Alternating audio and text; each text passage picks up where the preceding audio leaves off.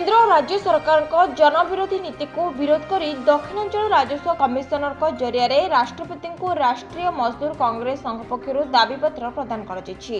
संघ पक्षर केंद्र और राज्य सरकार को मन इच्छा दर वृद्धि को विरोध करने सह विद्युत शुल्कर वृद्धि को प्रत्याहार करने दाबी कर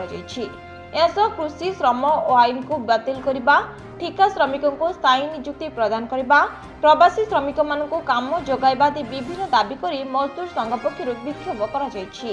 आज विक्षोभ में वित्तवास पंडा समेत संघर समस्त सदस्य माने उपस्थित थे। राहुल गांधी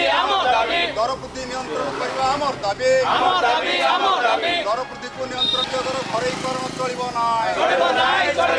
राष्ट्रीय उद्योगर घरेकरण चलिबो नाय जदि चलिबो नियान चलिबो विद्युत बड़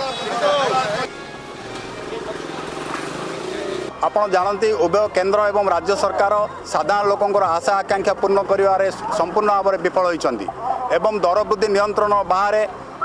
लोकों को काम धंदा नहीं कल कारखाना बंद राष्ट्रीय उद्योग को बिक्री करने को चली षड्यंत्र कर सरकार आपण जानते अल्प दिन तले राज्य सरकार विद्युत भड़ा को वृद्धि कर परिप्रेक्षी में कोरोना जनित जो असुविधा लक्ष लक्ष लोक दादान श्रमिक मैंने गंजाम जिला को आसिले से राज्य सरकार काम जोगई पारना तेणु आम